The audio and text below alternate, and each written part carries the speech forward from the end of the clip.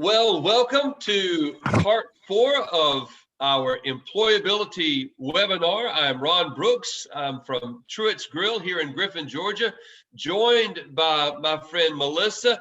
She's over at the UGA Griffin campus, and Melissa Gordon is the Assistant Director of Academic Affairs there.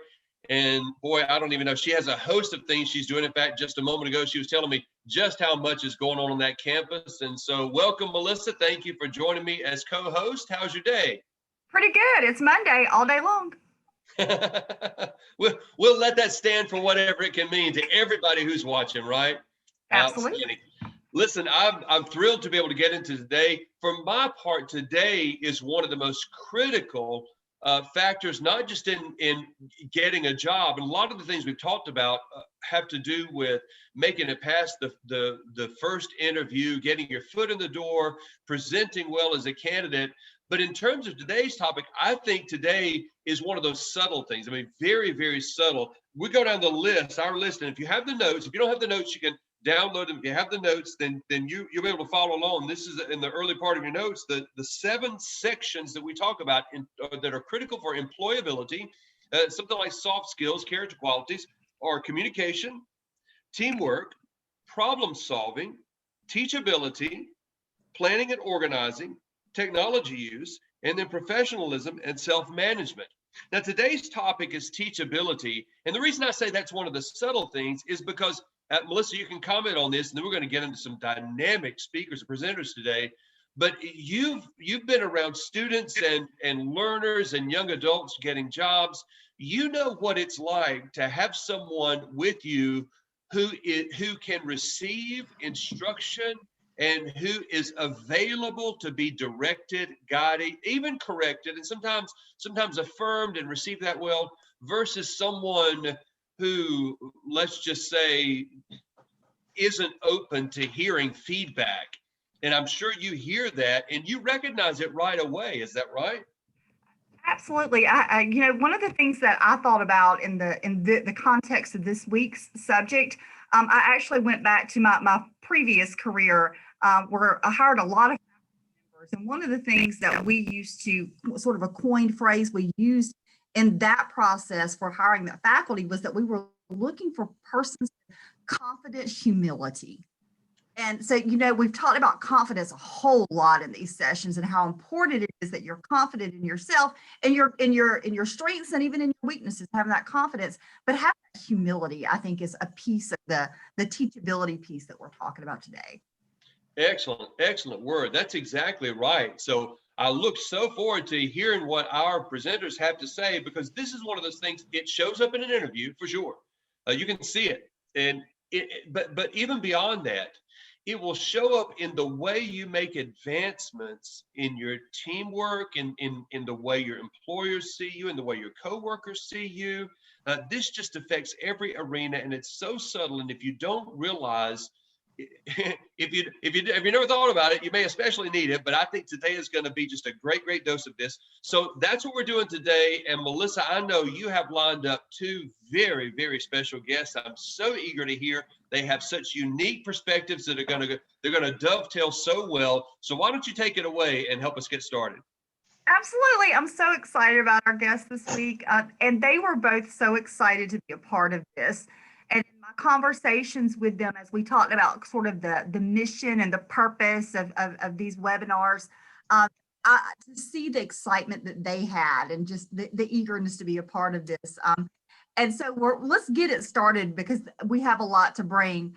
Before we all went live, before anybody could hear us, I asked Captain Clark, I'm like, do you want to go first? And he's like, I don't care. I said, okay, well, whoever I pick up off of these bios is going first. So let's see who wins my roulette over here. I don't even know. Our first speaker is Captain Frank Clark. There we go.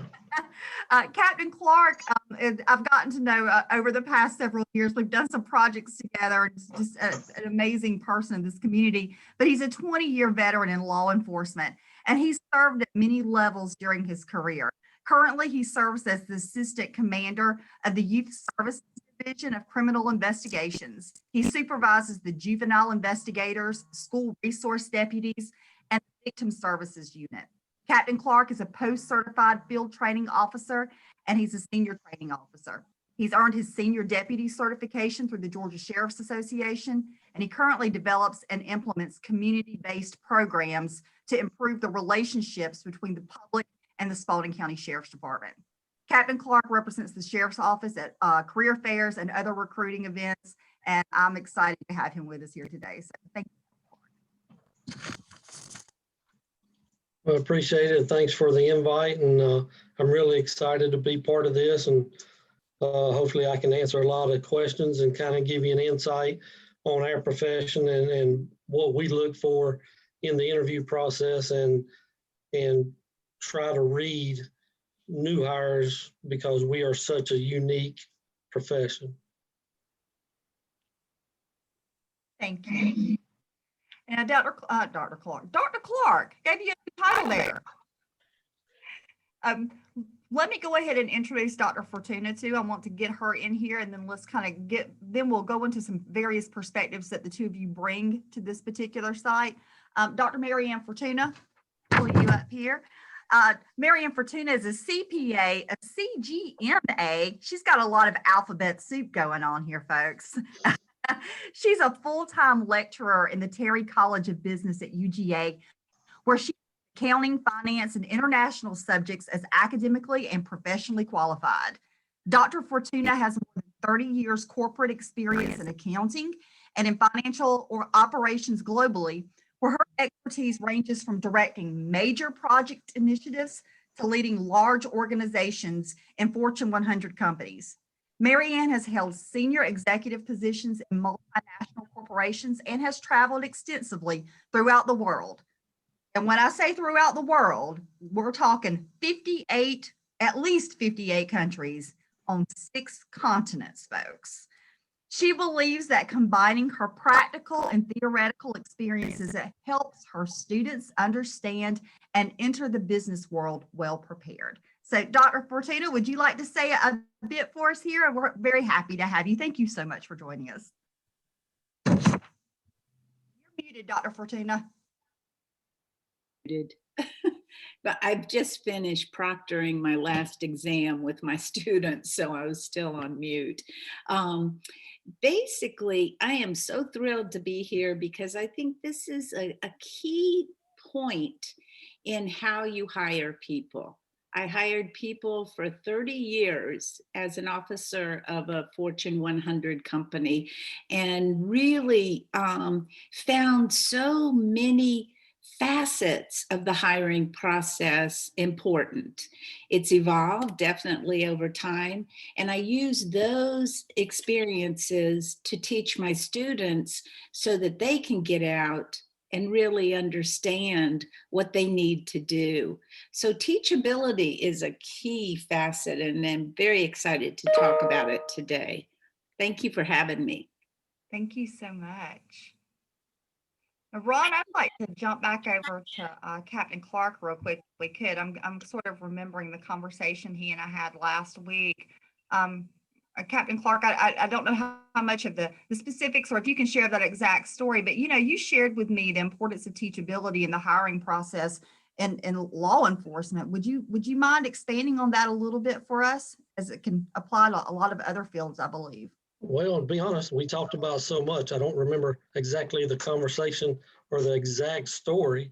When we talked about teachability in law enforcement, and when we do the interview process and the candidates sitting in front of our board, one of the last steps, we present them with scenarios, and just to see how they would handle it. And it kind of gives them a chance to open up, and we use that to gauge them as far as would they be open to new ideas or how to handle a certain situation. If they say, I would do this and this, and we kind of correct them or kind of guide them in a different direction to see how they would absorb that information just on that board, because they're already so nervous sitting in front of, 3 officers, with rank, and they're trying to get on with us. And we just look to see if they would absorb the information under that stressful situation. Melissa, can I step in with a question early on? And I know we normally wait a little later, but you just said something that so caught my attention. We have spoken, as Melissa referred just a moment ago to, several times in this process, Captain Clark, about teachability, about confidence. And it registers to me even now more poignantly than it has before, that if I'm sitting in front of your officers or Dr. Fortuna, even maybe in front of maybe a board or panel that's considering me for a position or an interviewer, I must all at the same time present as confident and yet available. I mean, it's almost like I've got to be confident and yet think that I'm not. Like I've got to think I know it and yet be willing to say I don't know it. Talk about how that tension works, because not just in the hiring process, that will remain throughout. I've got to both be assured and assertive that I know what to do and ready to say I don't know what to do if somebody tells me something to do differently. How do you see that tension working together, Captain Clark? Well, as we're sitting there and we're talking to a new candidate, of course, being in law enforcement, we love type A personality. So if they are just right off the top and, A, B, C, and D, and they can rattle it off or at least come up with their own suggestion, if they've never been in law enforcement, obviously we're eating that up, because that shows us right there, one, they're eager, they're type A, they're ready to go, and they're ready just to start like a sponge and absorb information. If they are the type who is reserved and stuff, we still, like I said, we kind of got them, and we may quote unquote change the scenario or the situation a little bit to kind of guide them and get them per se outside of their box of thinking, to where they go, oh, that would make sense. Well, I should do this or I should do that. Very good. Melissa, thank you for letting me jump in with that question. No, absolutely. I wonder if I'd really like to jump over to Dr. Fortuna. I know that she brings us just a wealth of experience, and she is one of our faculty here on the Griffin campus. So, I'm going to plug every chance I get. UGA Griffin.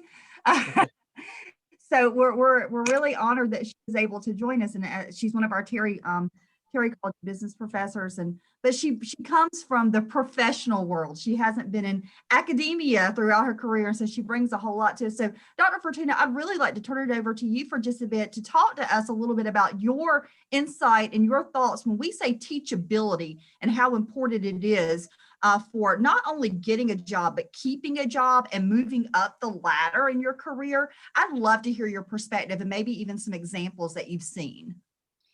Okay, good. Well, first of all, I liked Captain Clark's idea that he put scenarios in front of people, because I'll digress back to when I started my career.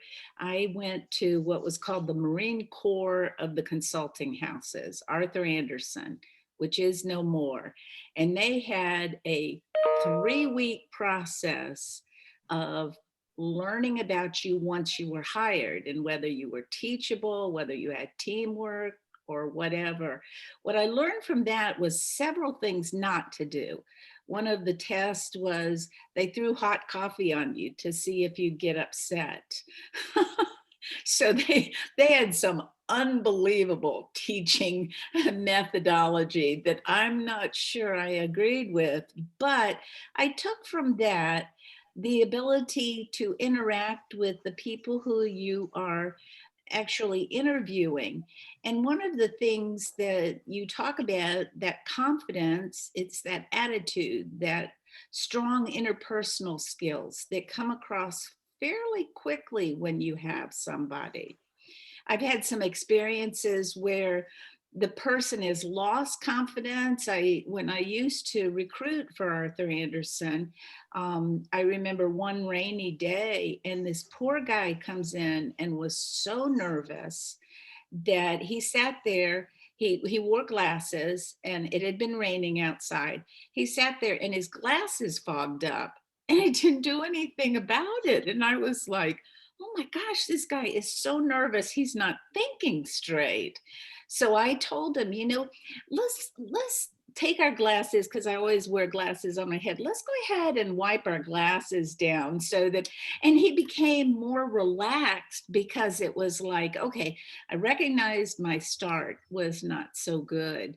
But in these situations, especially in corporate America, where you want somebody to come in, you are looking for somebody who can't always answer a scenario correctly, but can lead you to find out so many critical things about their personality, how they go about doing it. I always look for people that were good at teamwork, that were good confidential, with confidence, that they felt comfortable. I knew I could teach them as they came along, because I had been taught as I actually came along. But it was something that I think in the interview process, it was fairly quick to ascertain. I found, unlike you, Captain Clark, where you go more for type A personalities, type A personalities tend to dominate in the corporate world, the interview, the whole interaction. And when they get in, they sometimes, not all, I'm talking about extreme cases, they can actually take over a room and not let anybody else in the room breathe. I had one that I eventually took them aside and said, I hired them thinking this was a good thing. I had one though that I had to say, I don't think this career is your passion. Let's look for your passion. And they stayed in touch with me. They're now one of the head real estate agents in Atlanta, because they just were in the wrong job. They wanted to take over and control people's lives. And I think when you go in and are looking for somebody who's teachable, that you can say, maybe this isn't the best place for you, or if it is, let's go and figure out how we can convert you to a more teamwork scenario. It is hard to tell. I can't imagine trying to hire policemen right now in this environment. I just think, oh my gosh, I think so much of y'all and what you've done and what you've lived through. And I think for you to be able to give them scenarios and try to figure out who is going to be beneficial to your team, you want to make sure they understand what's going on in the world today. And that was the other thing that I was going to tell you. I think because I was an international corporate person, I traveled around the world and learned so much about how different countries react. And that I used in some of my scenarios, because I was looking for people. For example, Latin America. We had 12 countries in Latin America. I don't know how much you've worked with the Latin America population, but they like to stand 10 to 12 inches from you and hold on to you so you can't back away from them. So I did some of that in scenarios and talked about, okay, when you get in this situation, so I had lots of great scenarios that helped me learn how well these people would be on an international team and whether they'd be teachable. I do the same thing with my students in my international classes that I teach, just so they can see what it's like in the world and in the business world. So I'll stop there for a minute and let y'all talk again. You're on mute, Melissa. I have a follow-up, and Melissa, you can tell me if this fits into where you were going next, but I really would like to hear both from Captain Clark and from Dr. Fortuna. So just a couple of things, if you could talk about for you, how you define teachability, And then what are some of the traits that tell you someone has it? What I'm looking for is, I would like to give the folks who are with us learning, I'd like to give them something to almost a gauge to see if they have it.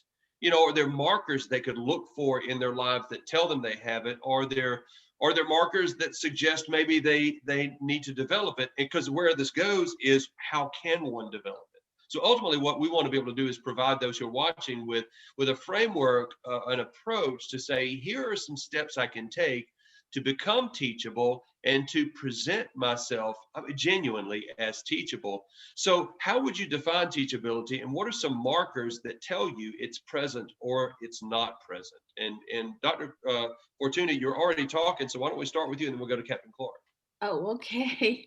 Okay. Teachability to me is someone who is open to change, humble. Okay. There's got to be a certain sense of humility, not to the point of groveling, if you will, but it has a certain humility. Doesn't think they're the smartest person in the room. My mother was valedictorian of her high school and college, and she told me a long time ago, don't think you're the smartest person in the room, because people will find you objectionable. They will not flock to you when you're spouting everything is this way or that way. I think teachability also says that you are willing to change, to comply with a team, or compromise, not necessarily completely change, because I didn't want people, when I hired them, to come in and just be completely remolded. I mean, I believe everybody brings something to the table, and that not one person has the answer. So that they were teachable was that they would allow themselves to change and compromise and figure out how the team could best work. But I think the other thing that I value most, two key elements that I value most, are trust and respect. If you walk into an interview and you can tell somebody is respectful and trusting, you know that you're going to have somebody that will work well with others, because they will respect others and their viewpoints. And I think that's the hardest thing sometimes to gauge, because I don't know if y'all have had this experience, but I think there's a lot of people out there fooling people by saying what you want to hear. You got to be honest also. You got to make sure that you put your foot, because no matter what you think will happen when you walk in the first day of work, they're going to figure you out real fast if you haven't been honest. Okay. Okay. I'll let Captain Clark. I'll give you lots of titles. Okay. I've got a few here that you can take. That's fine.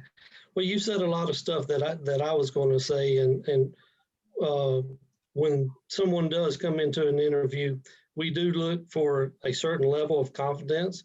Now, we do take in effect that whether they're new, trying to break into law enforcement, or if they've got past history, because if they work for another agency, or if they've got years under their belt per se, it's a whole different atmosphere on how to gauge this person. But if it's someone that we have that we've hired back here in the jail, and they've worked 2 or 3 years in the jail, went through the mandate process, and now they're have put in to go out onto the road, Uniform Patrol Division. Yes, they have a little bit of, per se, policing, as far as they learn how to talk to someone back there in the jail with the inmates being locked up. But when we, like, referring back to the scenarios, I actually expect them to kind of stumble through the first scenario, because they're kind of trying to gauge on what they have a big thing of, they want to say what they think we want to hear. And then as we kind of guide them through the first scenario and they relax a little bit, then we start seeing the real person on their thinking process on the second and third scenarios, as far as how they would really process it, the scene or the call. So yeah, you know, overall, that's the teachability part of it, is how open are they once they get over the initial, you know, per se shock of walking into a room. I want to ask a quick question. Ron, I could see you had one too, and I want to, Captain Clark, I wanted to ask you, you know, part of the conversation you and I had the other day, we were talking about teachability, and what I was sort of hearing was something that I thought was valuable for employers. And obviously this is going to vary employer to employer and the level of employment we're looking at, but you talked a little bit about looking for people that had desirable traits that were moldable. I think if that's a word, moldable, could be molded into an employee, because they brought to the table certain elements that you were looking for. And so I sort of saw that as one of the things where it's like you see the teachability in someone because they possess these certain work ethics almost, I think is the best way to word that. Am I capturing that very well? Is there a little more you can add to that possibly? Kind of lost my signal there for just a second, but Sorry. if I understood the question, that's fine. I think it's on my end. Yes, you know, like me and you discussed over lunch with me working with the young adults, and we have, you know, a program here with the Explorers, and it's teenagers who have a want to be in law enforcement, and our unit ages are between ages of 14 and 21. So now we're only about 3 years old, but I can have someone from the age of 14 all the way up to 18 and then actually hire them on here. So that gives me 5 years of running them through scenarios and taking them to competitions and stuff, engaging and actually teaching them and bringing them into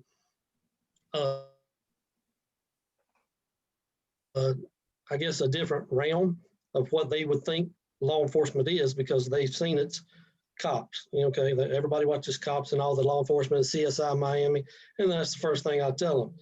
We're not going to solve the crime in the first 30 minutes with 8 commercial breaks. Okay, it's not happening. All right, so with that, you know, with saying like that, it's we just really look at how open are they to the information, and as we relay it to them, how they absorb it as a sponge, and then, you know, send it back to us when we apply it to another scenario or to another question. I just thought that was a really profound conversation that you and I had. It made me think a lot about those individuals who are maybe looking to go into a career for the first time, or first time job seekers, and looking for those opportunities, those volunteer opportunities, and how getting to know people in various careers can really help you because they get to know you. So it's almost like the interview before the interview, you know, there's that opportunity to get to know people. And I just thought that was a really rich conversation that you and I had. And I thought it was a rich conversation for employers too, to think, you know, sometimes we're looking for certain elements for people to bring certain knowledge to us, but maybe sometimes what we're really looking for is certain work ethics or certain personality traits, and the realization that people are willing to grow and wanting to learn. So I just thought it was a really cool conversation. Ron, you looked like you had a question in there. Well, yeah, it occurred to me that you're even saying this, they want to learn. How much is that a factor that someone, and Captain Clark, Dr. Fortuna, either of you can speak to this, how much is it a factor that someone wants to learn versus someone wants a job? I mean, is a natural curiosity or a natural desire for growth or expansion, is that necessarily part of teachability, or can you just kind of pull it out of people? What do you think? Doctor, I'll refer to you first. Oh, okay. I think one of the things that you pointed out there is, do they want to learn or do they just want a job? And I think that's a very fine line, because they wouldn't be interviewing if they didn't want the job. So are they going to say to me, yes, they like learning new experiences just so they can get the job? One of the tools that I would recommend to anyone that's looking for a job, especially the students that are first out, is that they either do a volunteer stint or an internship at a company they may want to go to. I don't know if you offer that, Captain Clark, but it's something that I feel very strongly you can then sort of weed out those people that may or may not want to change and learn. They just want a job. You can learn their work ethic and see how they work. It's sort of hard to discern, I've got to admit, over my career. It's hard to discern whether somebody really just wants a job or if they're really willing to learn and could be teachable. You hope that it comes out in the interview, and you do learn a lot if you take your interviewee to lunch. Okay, that's a good tool to sort of let the guard down and learn about things that they do outside of a work environment. And those can lead you to believe that people are willing to change and want to be the change in the world, like Gandhi said. If they want to come in and actually learn and be taught and make it a more successful business, not-for-profit, police force, whatever, that comes out a lot of times, I think, in lunch meetings. I do warn everybody, though, don't drink during lunch. I've had some bad incidents of interviewees who gave me way more information than I wanted. So make sure if you go into, don't drink. That's my final thing. Go ahead, Captain Clark. Well, I have to agree, don't drink, please don't drink. But one of the things that we do, and it just depends on whether they're new hires or they're in the process of getting promoted or whatever, is we ask them near the end of the board process or the interview process is, where do you see yourself in a year? Where do you see yourself in 5 years?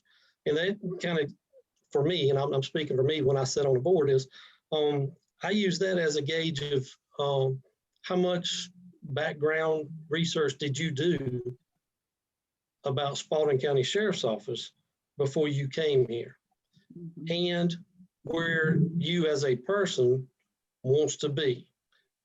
And we get a wide range of everything, and if it's a short enough type A personality, they'll be like, the sheriff don't know it, but I'm gonna be sheriff in 5 years. And I like that, okay? If you can make sheriff in 5 years, great.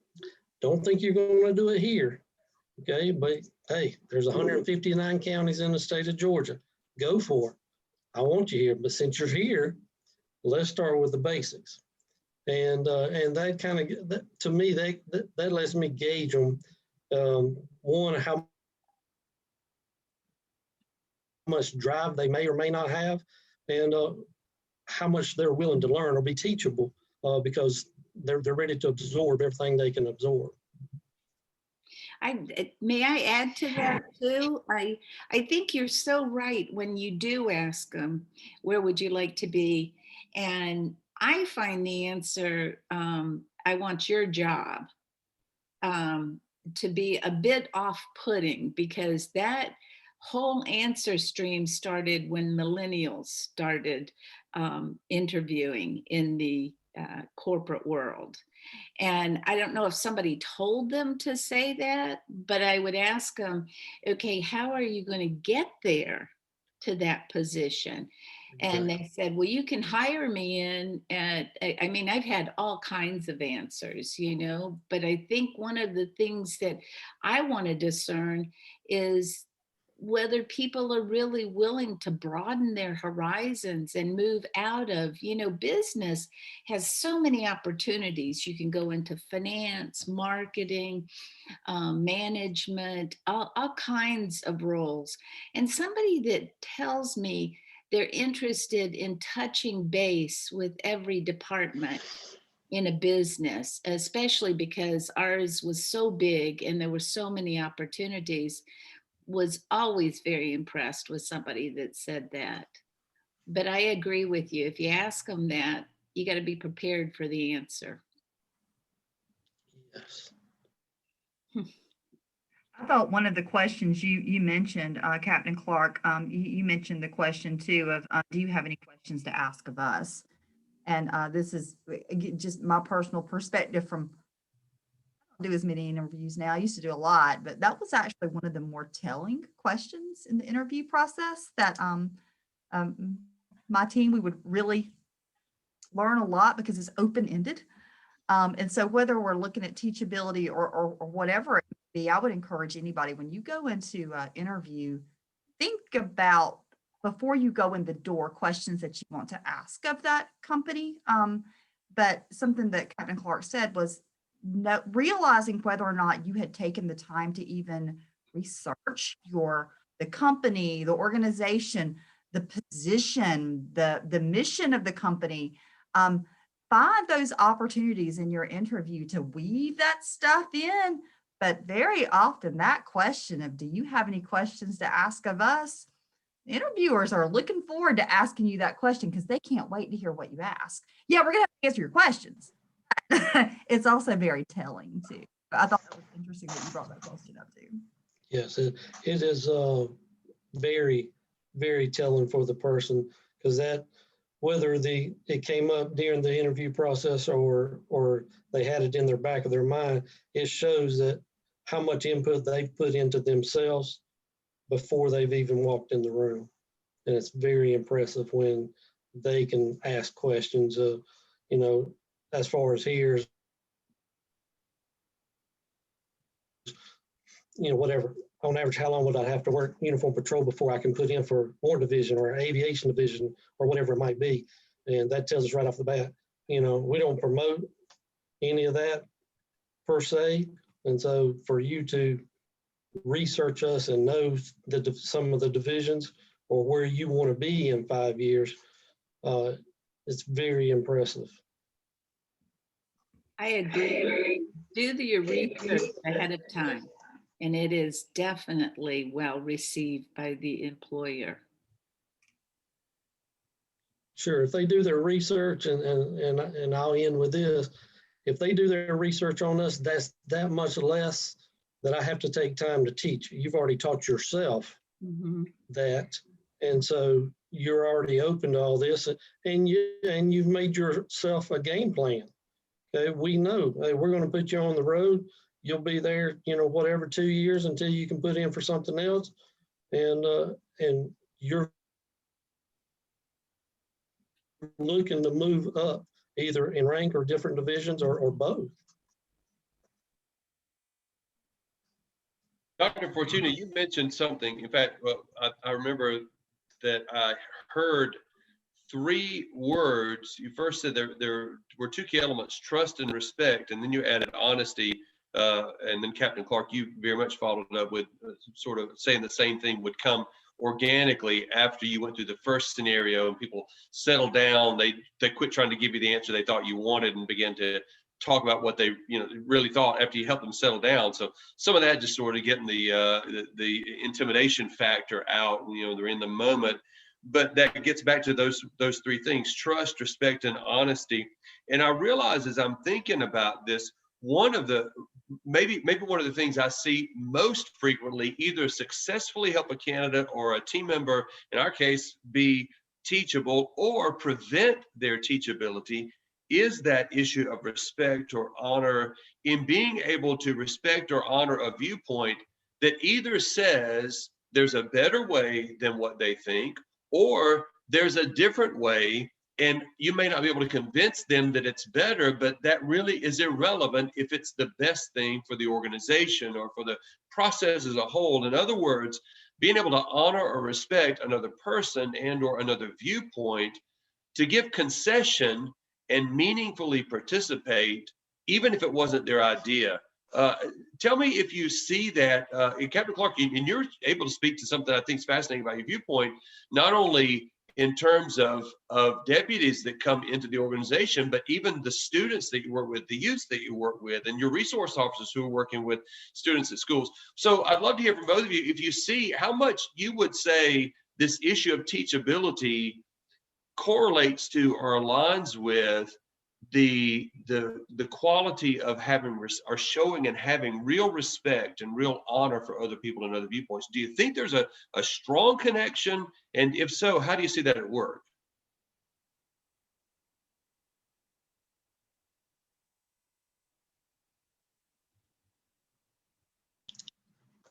Doctor, let me refer to you. I lost my signal, so I'm gonna have to kind of bounce off of you after what you have to say. Oh, for me? Oh, Yes. okay. Because I thought you were asking Dr. Clark with his, Captain Clark. Man, I'm going to give you a Promoted him so much. It's done. Is he getting the honorary degree as the commencement? Yes, he will. You know, this is working well. To his answer, I was waiting to hear what you were going to say, because I think where corporate business has not been as controversial in the public eye as the police force has. And so that respect is a key factor, I would think, in your hiring, so that you know that you're going to get somebody in there that's teachable, respectful of, I worked a lot with respectful of different cultures. I started out in international when we were considered the ugly Americans. We came into a company and it was like, we know right. You don't know right. Even though we were partners, we are the ones who know the right thing. There was one gentleman that worked with me that called it Operation in a Suitcase. And I thought, boy, that's insulting, because really the people had been on the ground. We might have bought into a company and they knew better what was going on in their own countries. So that respect and the teachability was a two-sided sword. It was not only my employees, but the people from the country that we were working with. And if you didn't have that, and I had a few cases where it actually came up, it became a less than agreeable situation. And people need to realize that when you go to a location that is not your home country, and I'm just talking about the international arena now, you are their guests. And it's incredibly insulting to come in and be the know-it-all. So to turn it over to Captain Clark, I would say, albeit not an international company, you have people you interact with every day that you've got to show that respect and teach your officers, what they're going to encounter. And I agree to a certain extent, and not only with the interview process, but even past the interview process, and we've hired the subject or the person. They go into, if they go to uniform patrol, they go into 12 weeks training where we have to teach them how to interact with people, how to react to certain situations. And, and the first thing we teach is it can be the same exact call on the same street on the same day, but each call is going to be 100% completely different. And so when they get out of the car and they approach the situation, they have to be situationally aware that this could go south at any second. And you have to kind of gauge the new hire or the rookie or whatever you want to call them, as far as, are they willing to keep an open mind? Because it is very, very easy in our profession to go to the same house on every Saturday night due to the same situation and try to handle it the same way. And one of the biggest things that I did when I was on the road in FTO, and when I teach the actual class to certify new field training officers, is after a call and you're back in the car and you're back in a safe zone, per se, instead of telling the new hire, you know, this is why we did A, B, and C, always get their perspective first. Because one of the biggest things we teach is two officers can be standing side by side with the same situation. And what I'm looking for and what I see is a 180-degree difference from what the person standing next to me. So I always get their perspective, and then you can teach what needs to be added as far as, did you see this? Did you hear this person say this? Or whatever it may be. It's really a unique situation when you hear someone else, you knew they were standing right beside you. They heard exactly the same thing you heard, but their perspective was totally different.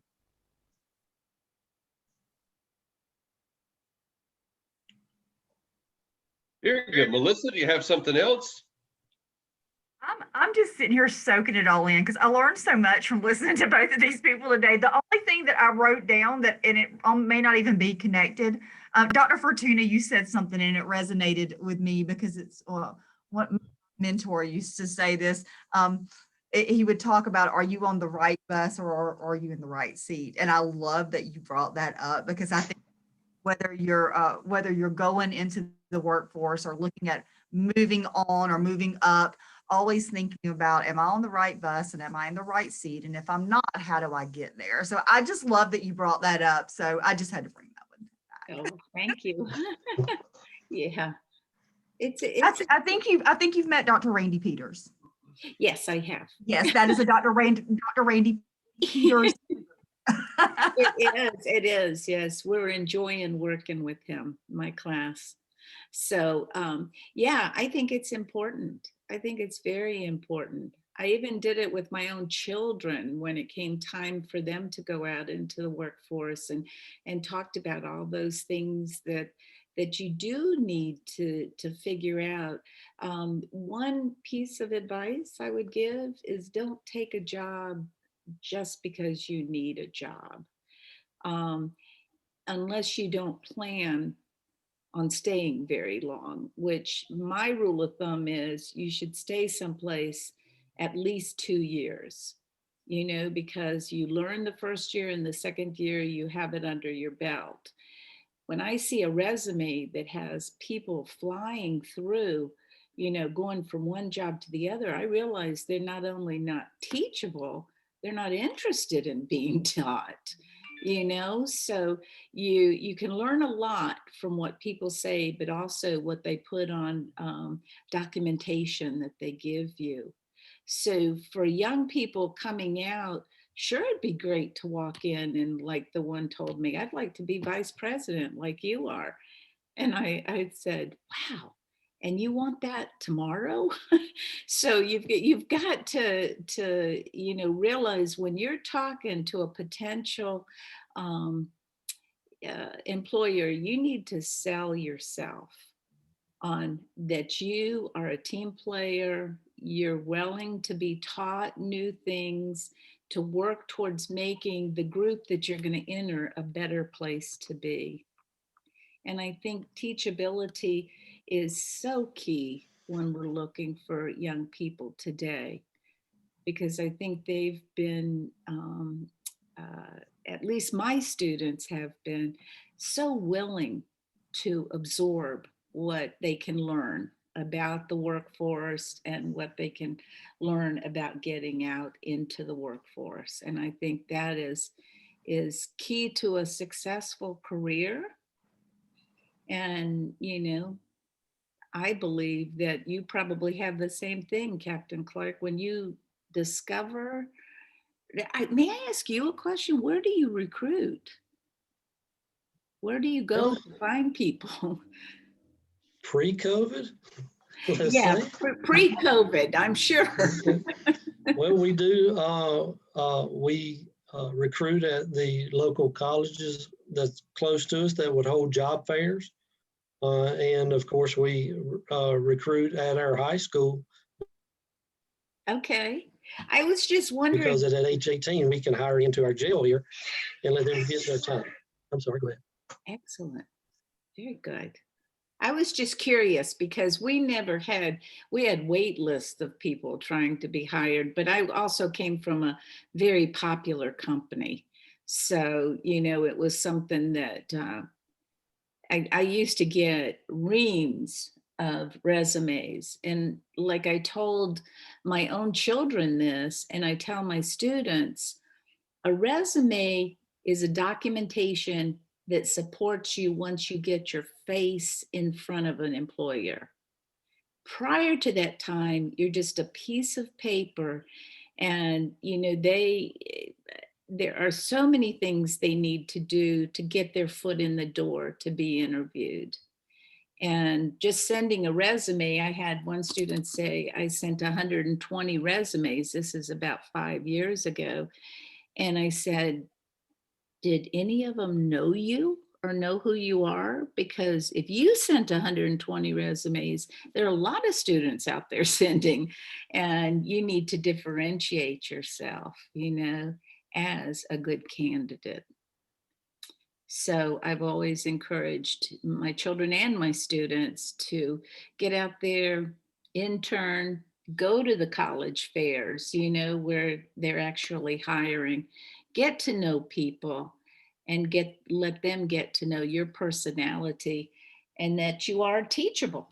You're respectful, you're teachable, and Absolutely. be a wonderful asset to their company or team. Melissa, I'm hearing something, and it's been in various forms, reiterated and slightly adjusted along the way. And both of our excellent presenters have given a nod toward investment in learning.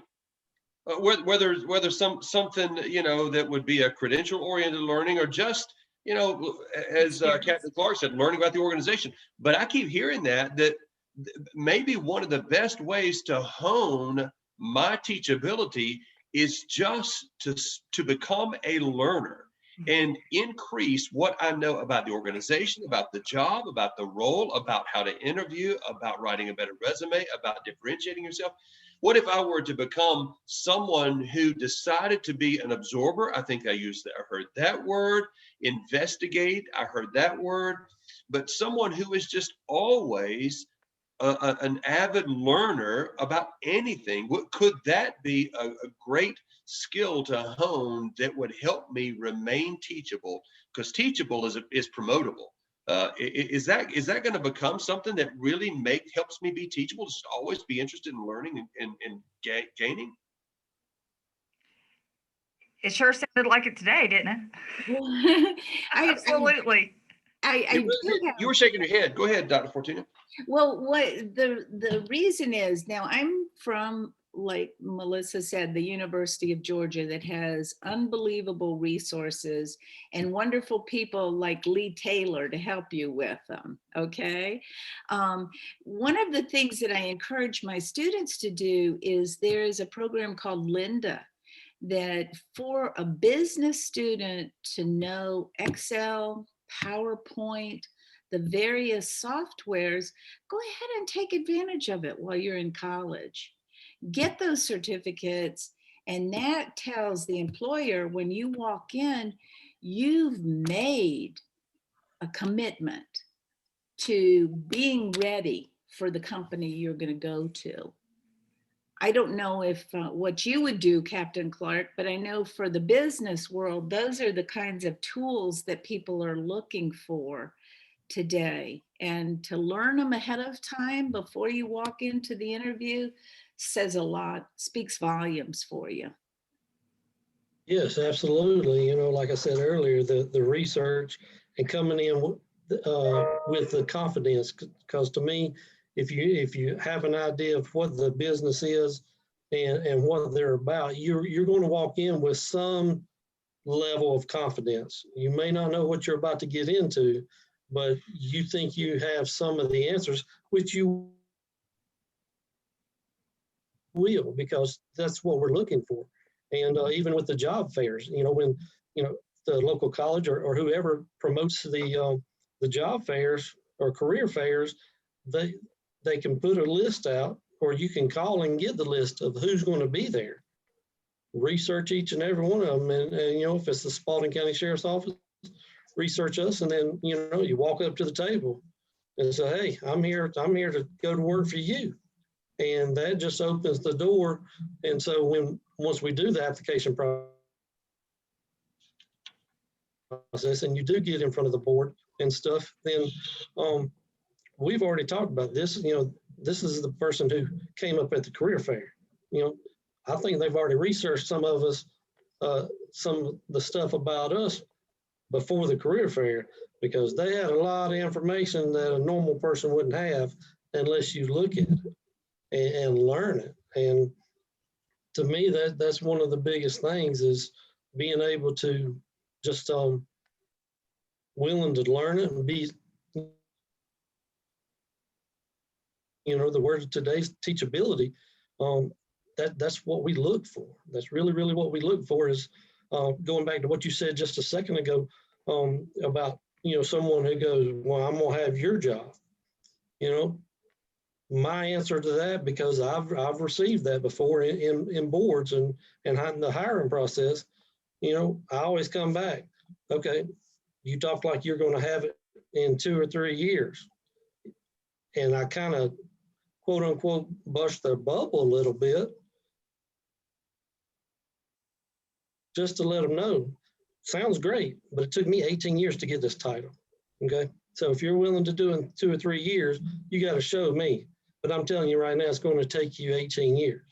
And just to put a little reality check, and what I'm looking for from that is for them to go, well, what I mean by it is when I get in and I go to work for you, I'm going to do everything I can with the assignment I have, and then I'm going to work towards your position. And that's what I gauge new hires off of. Well, that's great, Captain Clark. I'm going to do everything with what assignment you've already given me.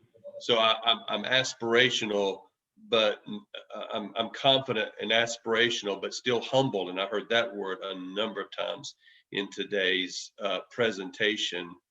As I look back over this, I know that there are probably 3 sort of salient words that I have gained in this. And Melissa, I'm going to give you a chance to wrap it up and give our presenters a final word. But I noticed I've heard 3 very important things. I think I could sort of boil this down to. One is a real interest in growth. If I'm going to be teachable, I've got to be interested in growing, whether that's the assertiveness and the aspiration to have the position of the interviewer, or just to know this is not where I plan to end. This is a step along the way. But in order to do that, I'm not just looking to advance, I'm looking to grow. And while the two work together, there's a difference between career advancement and personal growth. And if I really, truly want to advance, I'm going to understand I need to personally grow, which means I've got to have something I don't have. Someone out there has something for me, and quite a, likely a number of people. So number 1 is an interest in growth. Number 2 is receptiveness to correction. When somebody offers me feedback, that may even point out something I could have done better if it's one of the scenarios, or if it's that Captain Clark referred to, or if it's one of those moments where, I took in my suitcase thinking I had all the answers and realized that I, probably was a bit arrogant or presumptuous, and there was a better way to handle that moment, that I'm going to have to be receptive to correction from both teammates and superiors and supervisors. So the interest in growth, receptiveness to correction, and openness to new ideas, even if it's not that I'm wrong, just I'm non-defensive when it comes to considering a different way of doing things. I may want to go to the mat for something I think is the best, but the big picture is more important than my piece. And I really need to be open to new ideas, because those perspectives that somebody so some others have, or the approach that someone else has, is going to feed me an awareness that I didn't have before that point. What I do with it now is the next step. But I've got to be open to new ideas and new perspectives. Otherwise, I'm trapped in my own bubble and there is no way out. So, Melissa, those are the things I think I along the way caught hold of those three things. And I know those are certainly true at Truett's. We're looking for those attitudes when people come in, and we cultivate that in our team members all along. So tell me if you see anything else, and if that helps us wrap it up, then we're going to give our presenters maybe a final opportunity to add anything they think that we need to make sure we get before we get out of here. And I'm going to let you finish that out, Melissa, but I thought I would sort of boil those down to three things I think I kept hearing come up.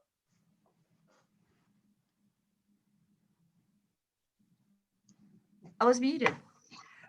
No, I completely agree with you, Ron. Those seem to be the big themes. The other two kind of things that, because I tend to be a squirrel chaser, so I find those other things, two things that really were salient to me was, A, do your research, because doing your research ahead of time shows a lot of things about you as a candidate, but it also does show that teachability element, because you're willing to do the work.